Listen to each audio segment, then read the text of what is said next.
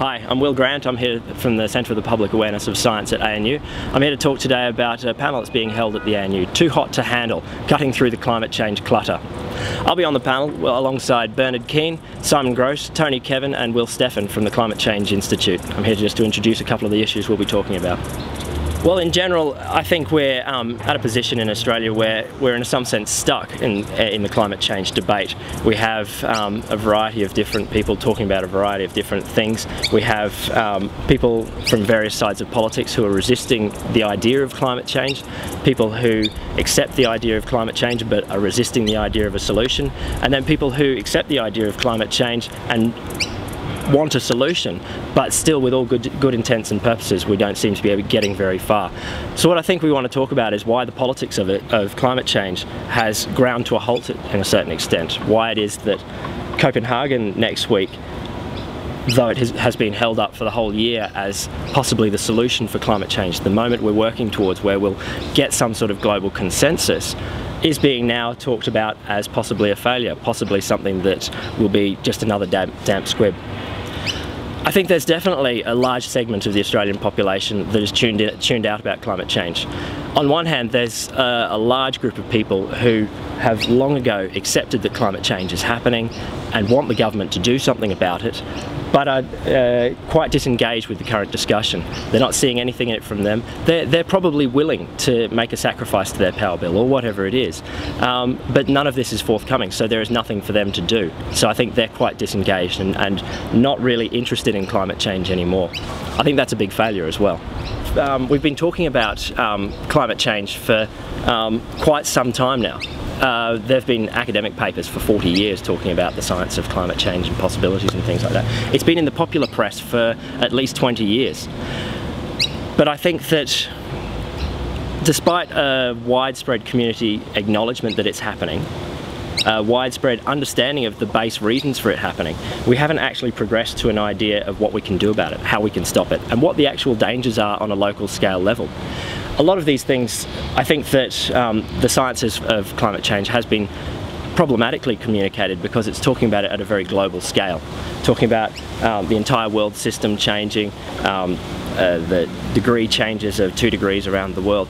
But at a local level, that's quite meaningless, and people don't know what that means and how it will affect them personally. And I think that's one of the big issues for communicating climate change science in the future, is how this is going to affect you personally, how your town is going to become more drought prone, how your seaside village is going to go underwater, how catastrophic fire events are going to become more likely. And this is a very local scale event, and I think we need to be communicating that a lot more.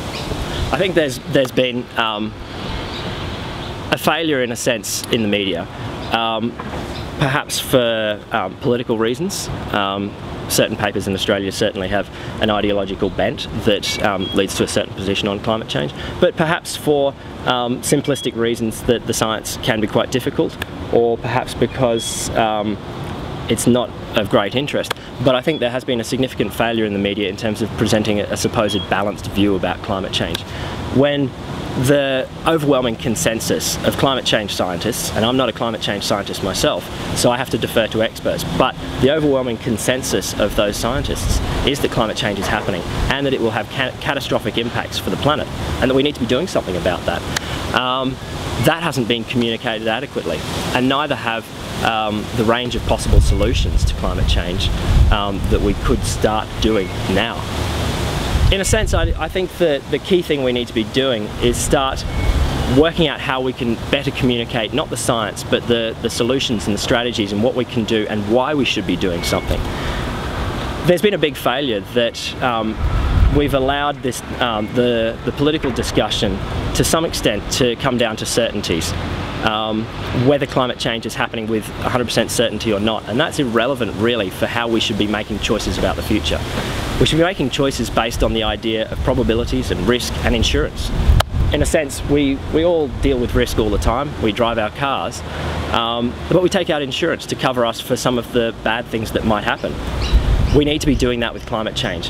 Whether or not it's certain is irrelevant. We need to be saying that there is a significant probability that this is happening. We need to be taking insurance to stop the worst cases happening. Now that insurance might mean on one hand, trying to mitigate it as much as possible, coming up with a emissions trading scheme or some sort of reduction measures for carbon. That's certainly a key part of it. We also have to be embracing adaptation measures, both at the scientific level and down at the local engagement level.